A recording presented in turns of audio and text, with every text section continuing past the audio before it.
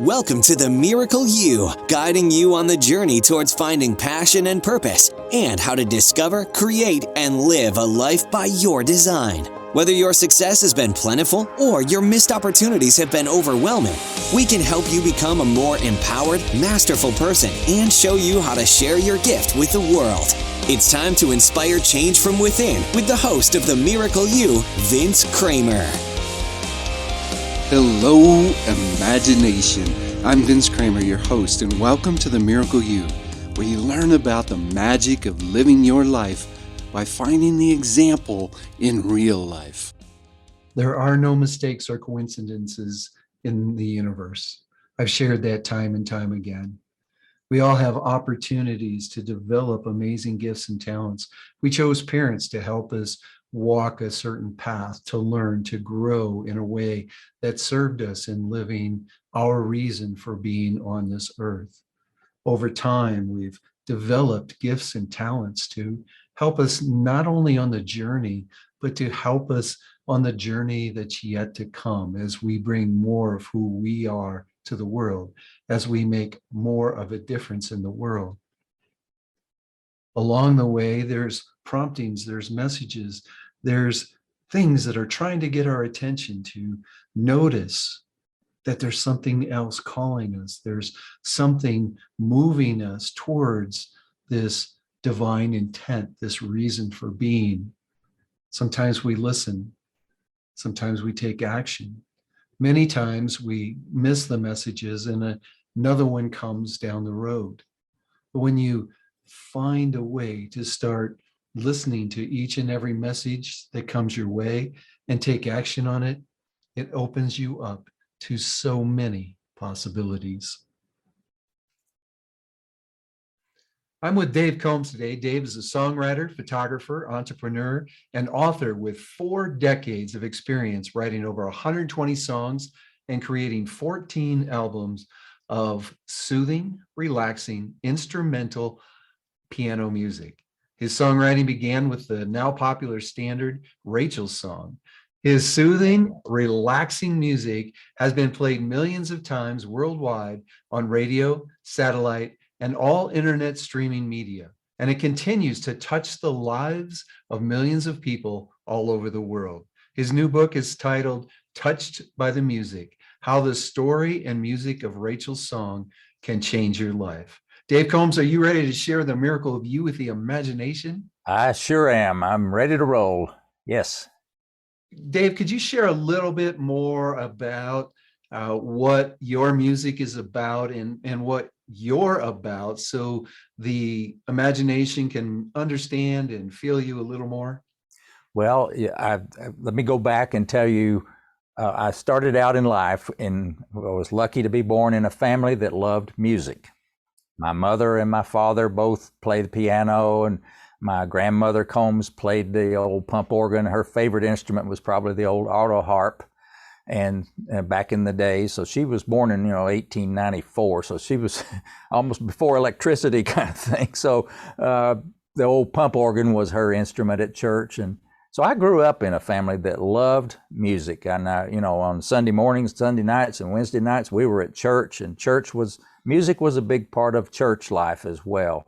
And I remember, getting old enough at 13 when my voice finally stopped sounding like this and then like that. I got to sing in the choir and then play the piano for the church. And so music has just been a part of my life since the very beginning. And in 1981, I was working at Western Electric at the time, and as my career as a computer programming and information technology person with the company, but my music was still a big part of my life. And in the evening, one evening, I sat down at the piano and I wrote a song. I played a song. I didn't really even think I was writing one. I just played it. And then a couple of weeks later, my wife came home and she says, "What's the name of this song that I've got stuck in my head all day long?" And she hummed a little bit of it. And I said, "Well, Linda, it doesn't have a name. It's just something I made up." And so she got all excited and said, "Well, have you written it down?" I said, "No, and I've got it up here." And she said, "No, you better write it down. Something might happen to you and that song would be lost." So I did write it down. A couple of years later, a little baby girl was born to a friend of ours, and her name was Rachael, and they asked me and Linda to be her godparents. And so at her christening service that year, I sat down at the piano at the front of the church and played this tune that had no name up to that point. And when I finished playing it on the piano, I looked over at little Rachael in her mother's arms, and I said, well, from now on, this song will be called Rachel's Song. And of course, everybody loved it, and the name and the song just went together perfectly. And then about 3 years later, I was in Nashville, Tennessee on business, and was able to get a demo recording made of Rachel's Song professionally. Now, I could play it, but not like the professionals do. And so I found Gary Prim. He's the artist in Nashville that recorded the demo of Rachel's Song. And that recording just absolutely changed my life, because I had no idea what a professional can do with a song that I had written. And so I got it played on the radio. The people that heard it from the radio were just mesmerized by it. The station manager, the first time it ever played on the radio, called me and he says, this is the first time in my life that the station phone bank has just locked up with people calling in. What's the name of that song? We'll play that again. Tell me more about this Combs guy in Winston-Salem.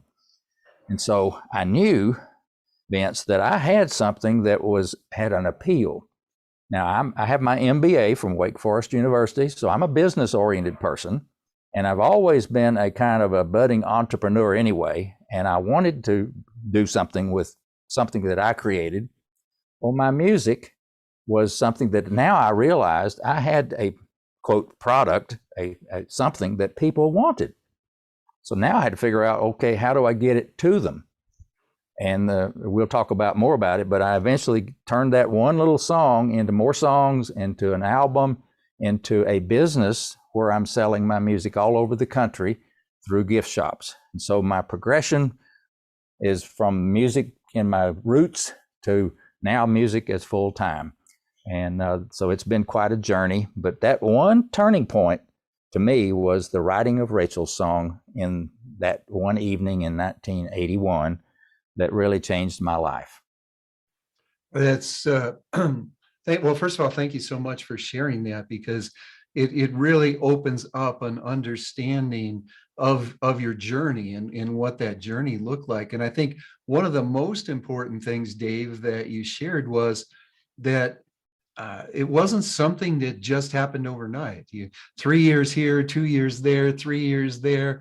We're 8 years into it, and before you actually heard the song through Gary in a way that you said, "Wow, this is something special." You knew it. I'm sure you felt it inside. Right. And along the way, the other exciting thing for me is that along the way, there was a lot of promptings and messages for you.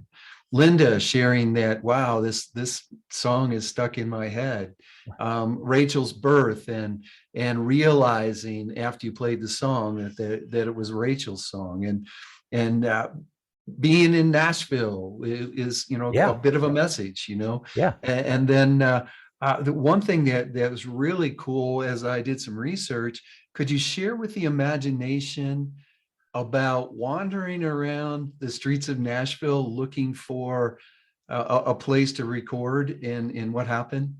Oh yeah, this was great. Linda was saying, well, now go find a studio. And for those of you who have been to Nashville, Tennessee, you know it's called Music City. And if you go into that musical part of Nashville, there's a place called Music Square, and everything in there has to do with music. There's studios, there's BMI, ASCAP, and all the everything to do with music. So my mission that evening when I was driving around was to find a studio that I could record Rachel's Song as a demo. And I was driving around. This was about, I guess, 6 o'clock at night. Down south, we used to call it that they rolled up the sidewalks at 5:30. Well, that was pretty close to being true. People used to close their businesses and go home, about 5:30 in the afternoon. And it looked like everything was closed, except I was driving down this one street called Roy Acuff Place, and I looked over, and in the parking lot, there was a car. So I pulled in the parking lot, and the place had a water wheel out front, and it looked like an old barn structure kind of thing. But the sign said the music mill, and with a takeoff on the water wheel. So I thought, well, this is encouraging. I drove down, I looked in the door, and there was a man sitting at a desk in through the glass door. And so I go over and I knock on the door, and he unlocks it and comes out, and he says, "Hi, I'm George Clinton. Can I help you?" And I said, "Yes, I've got this little demo song that I need recorded, and I'm looking for a studio." And as about the time I said that, I looked in there, and on the walls were great big pictures of Glenn Campbell, the Alabama, the group, and Forrester Sisters, and gold records, platinum records. And I realized that I'd probably said something really dumb. I'm looking for a studio. He says, "Well, son, you're in one."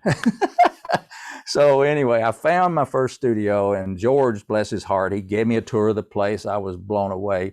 But George is the one that looked on his Rolodex when I asked him if he knew of a piano player that would help me. And he found Gary Prim.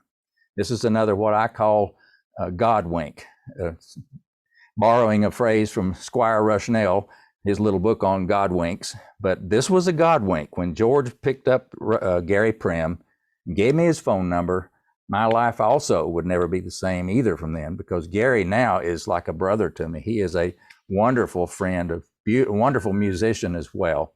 But Gary is the wonderful guy who recorded Rachel's song demo for me in a little tiny studio in Nashville in 1986. So that's the story of getting it recorded and wandering around Nashville at night trying to find a place.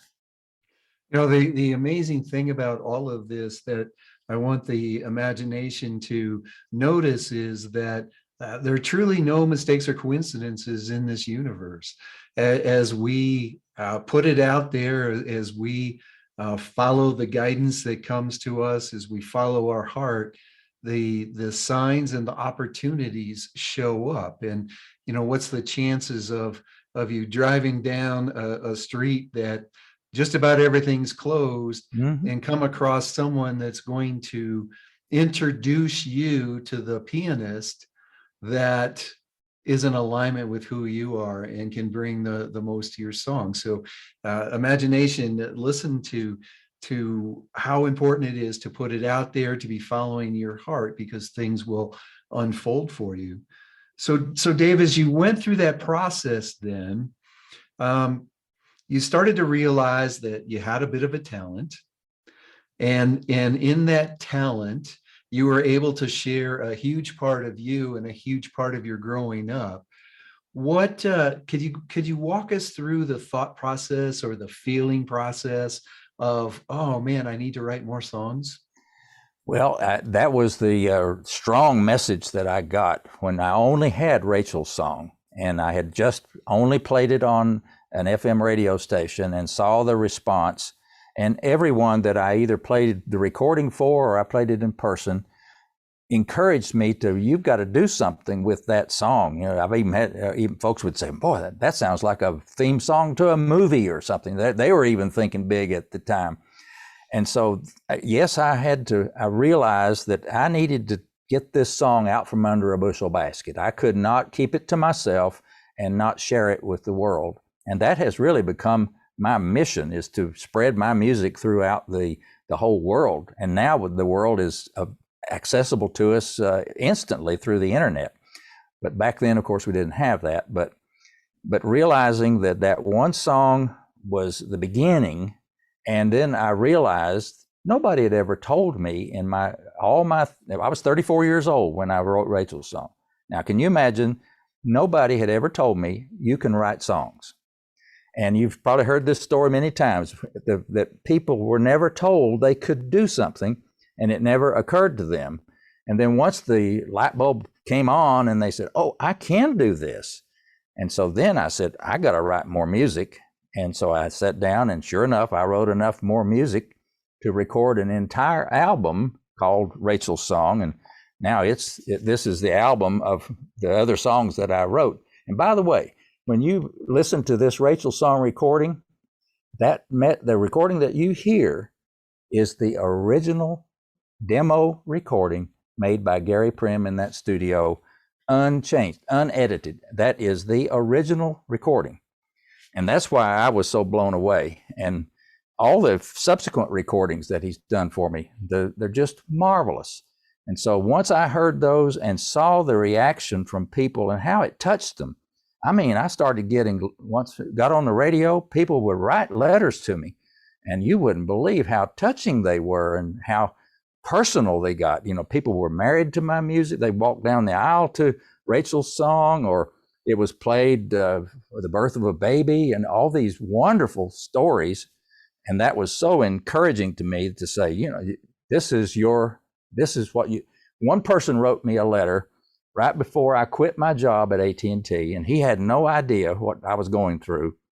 He said, Dave Combs, writing music and producing this music is what you were put on this planet to do. And I thought, wow, I've been praying about this, should I do for a long time. And then I said, well, good Lord, you must think I am totally tone deaf, because here all these people been writing to me, telling me this, and I just had been ignoring them. I've been expecting maybe a clap of thunder and lightning to flash. No, it's these letters that people write to me. That's the message that I finally got that said, okay, now I get it, Lord, thank you. I'm really excited about your story and how things happen, because now you're writing music. You understand that you can touch hearts, you can open people's minds and eyes to feeling a way that they may never have felt before because of your music.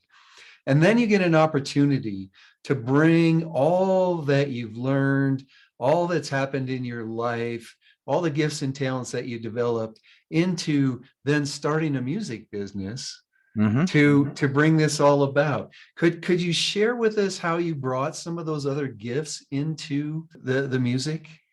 Yes, you know, the creative part of things, whether it's writing a book or whether it's creating music or painting a portrait or painting something, whatever your creativity is, if that's all you do with it, then it's probably going to stay in your studio or whatever and not be able to get out. So my other side of myself, the entrepreneurial side, and my training, you know, I have my MBA and I'm a business person, is I knew that I needed to find a way to get the music out and get people to hear it. My wife and I sat down a long time and decided what is the key element of my music and its marketability, or how do you monetize it or make it a business model? The key was people needed to hear it. You can see a pretty picture, you can talk about Rachel's song all day long, but until they hear the music in the right environment, they really have nothing to really totally appreciate the music. So I knew that my business model for my music had to include a way for people to hear the music. Now, going through standard record stores and record businesses that sold music, that wasn't the way that was meant to be for me, because first of all, they'd never heard of Dave Combs. They were looking to sell the Michael Jacksons and the Garth Brooks, all those big names, but they never heard of me. So that didn't work out. But what did work out, it wasn't by accident, it was another God wink. A lady that I worked with, sat in the cubicle right behind me, she said, can I give one of my CDs of Rachel's song to a friend of mine who owns a gift shop? I said, well, sure. I gave her an extra one, give it to her. Well, the next thing I know is I get a phone call from the lady who owned that gift shop. And the name of the gift shop was America in Old Town Alexandria. And she sold patriotic stuff, flags and anything patriotic. Well, she said, I put your CD on and played it in my shop. And I had been playing John Philip Sousa and all patriotic music. Well, that's kind of really loud and pompous and really great music. And then here comes Rachel's song. What a contrast, with soothing, relaxing piano music coming on. And she said, all the customers in my store stop in their tracks and come over to the counter and say, Jane, what is that music you're playing in the shop? I want to take that home with me. Well, she said, I didn't have it for sale. So she calls me and she said, Dave, you got to sell me some music. I said, okay, well, and we were living in Maryland at the time. So I said, okay, I'll bring you some. So I boxed up a box of music, took it down to Old Town and gave it to Jane. And that was my first really retail outlet for my music. So I didn't know what was going to happen. 3 or 4 days later, Vince, my phone rings and it's Jane. She says, Dave, all those are gone. I need some more. Can you bring me some more? How about double what you brought me last time? Okay. So down we go into Old Town that night, another box of music. Well, you know, Vince, I made that trip every week for over a year, maybe a couple of years. And she sold thousands of CDs and tapes of Rachel's song CD. And that's all I had at the time. Well, you know, here comes my business mind kicking in. I created me a spreadsheet, and it said at the top, you know, here's what she's selling them for, and here's how much I sell them to her for. Here's how many she sold, and here's how much I make gross profit per album times the number she sold, and here's my net gross profit. And I thought, wow, well, that's a pretty good number. So I thought, well, now they only had one gift shop at the time. Linda and I looked at each other and we said, well, I wonder if there's just one shop like that in every state in the United States. Just 50 of them. That's all I need. And so I created another column in my spreadsheet and said, okay, column 2 is column 1 times 50. So you look down at the bottom number. Well, now that's a really interesting number at the bottom. Well, what if there were just 5 gift shops in every state? 250 times column 1. Hey, Linda, that's more than I'm making at work. Hey, this is it. So that's when the business model kicked in and said, if I can just replicate this one successful thing all over the country, that's the model that I'm going with. And so that's how we started with getting gift shops across the country. I ended up with over 1,000 gift shops. So awesome. The story and your ability to bring your education, your experience at AT&T, General Electric, to bring that all, Western Electric, to bring that all in and really help move you forward in truly living your purpose. Because I can tell by your face that you're living your purpose by bringing this out. And the number of people that you affected and are continuing to affect is really huge. So, I'm just kind of guessing here. I think it's a pretty educated guess, though. I'm guessing that because of all these letters that you've received, from all the experiences that you've heard that people have had with Rachel's song and other music, you realize that, wow, music truly touches the soul and people are touched by music. Is that the impetus for the book? Yes, it was. My wife and I have gotten over the years over 50,000 letters from people all over the country pouring out their soul. And I wish that every person had a chance to come and let me sit down and show you some of these. They're just wonderful. They're pouring out their heart and soul. They're telling me, and I don't know these people. They've had to search to look me up and write me this letter. They're telling me how much my music touched their soul, how much it meant to them. Several people told me it actually saved their life. You know, they were on the verge of committing suicide or whatever, and my music turned them around. And it's stories like that just basically, when Linda and I looked through them, during the pandemic, you're probably like me. We were stuck at home. We're not going anywhere. So let's go through some of these boxes of letters that we've got. And boy, talk about an inspirational experience when you read letter after letter after letter of how great this has meant to them. And it wasn't about me or my music. It's about how it touched their life, and so it went deep into their soul, their heart. It melted their heart. People got married to it, and it's just amazing. So we decided that this book needed to be written. And so, because the stories that some of them I've shared with you here today are in this book. And so I sat down last year and a half ago and started writing and putting all these stories down on paper. Now, I'm not a writer by trade. I'm a computer IT kind of person. And so writing was an education for me. We can talk another whole story about how to write a book. But writing these stories it became a real driven purpose for me to get the stories out there. Because one example is this little magazine called Guideposts. A lot of your readers will probably be familiar with Guideposts. Most of it's online now, but it used to be all the little printed book. Well, Guideposts goes to 3 million people. And those stories in there really touch people's lives. I always enjoyed reading Guideposts.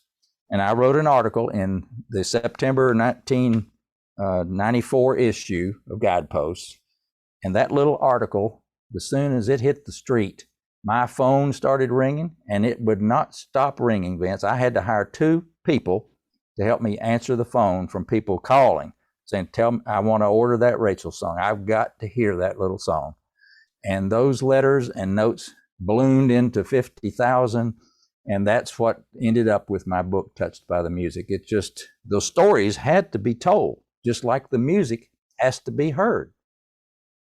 With writing the book and composing the music, what would you say the difference that you want to make in the world with what you're doing? Well, I know that I want to spread happiness, peace, and joy. If I can add a little bit of peace and quiet and pleasantness to somebody's life, or take them out of a troubled situation and move their mind into a more calm and peaceful way of being, then that I have served my purpose. So it's really to be able to have people enjoy the music and be touched by it in ways however they are. Now, my music has no words. It's all instrumental, so it doesn't matter what language somebody speaks or anything. It's there for them to hear and to touch and soothe their life. I think the word that I get most often from people in the letters is the word peace. It gives people peace. And peace has a lot of meanings. It can be world, not war, in a national sense, it could be the absence of war or whatever. But in a personal sense, peace is being at peace with yourself, at peace with your family, at peace with your God, all of these peaceful things that need to happen. And I think my music, at least I hope that it enables people to have more peace in their life. Could you share a parting piece of guidance with the imagination that you want them to take away from our time today? Well, the one thing that I would encourage people is to do kind of like I did with Rachael's song. Take action. If you have something that is given to you, a gift, whether it is music or painting or sculpting or just being a good person that likes to help people or whatever your gift is, take action and do something with it. Don't just second guess yourself. Well, I could never do this or never. Don't let negative thoughts enter your mind. Take your gifts and take action. And once you take action with that faith that you're on the right track, as you said earlier, good things will happen. The things will line up in the right place, and you will have events happen that you said, well, there's no way that could be an accident. That was meant to be. So, but it won't be unless you take some action. So my advice is take action with your gifts. Such great advice. Thank you, Dave. Could you share how people can get in touch with you, maybe even purchase Rachael's song? Sure. The easiest way would be to go to my website at combsmusic.com, just combsmusic.com. And when you get to my website page, you'll see my book picture on this side, and over on the other side, you'll see a picture of Rachael's song CD, and you can click on the links and read more about them or purchase them. My books and CDs are available at Amazon.com and at combsmusic.com. I have a retail store that if you call my 800 number, which is on the website, they'll take care of you as well. But just combsmusic.com will take care of you. And my book's available at Amazon and anywhere books are sold, so you can get a hold of Touched by the Music. But I'd love to hear from you. My email address is very simple, just dave@combsmusic.com. And I read all the emails and I answer every one of them, and I love to hear from people. So I hope it's simple enough to get everybody to get in touch with me and get my music and my book. Excellent. Thanks for sharing that. All that information will be available on Dave's show page. Just go to themiracleyou.com, look for Dave's episode, and all that information will be available. It truly is time for each and every one of us in this world to start living our gifts and talents. And as Dave shared so eloquently, to start taking action on those messages and on those promptings that we get. It's time to realize that you have something unique to share with the world, and the world's waiting for it. Don't be on your deathbed like many people that always say, I wish I would have been more true to me, or I wish I would have followed through with what I wanted to do in the world. Dave Combs, thank you so much for sharing your message with us today. Thank you for who you are and what you're doing in the world. We truly appreciate you. Well, thank you, Vince. Thank you for all you do, and thank you for having me. It's been a pleasure. On behalf of my wife, Mary, who is also my business partner, the entire team here at Imagine Miracles, we want to wish each and every one of you a miracle day. You've completed this episode of The Miracle You, but we have plenty more to help you discover your own personal passion and purpose. Head over to themiracleyou.com for free resources to assist you on your journey, as well as register for our free webinar, Discover Your Miracle Life, 3 mind-awakening steps toward your unique purpose, or apply for a one-on-one Your Life, Your Way breakthrough session and discover your next best step on your journey. All available exclusively on our website. That's themiracleyou.com. We look forward to sharing more experiences of passion, purpose, and life by design next time, right here on The Miracle You.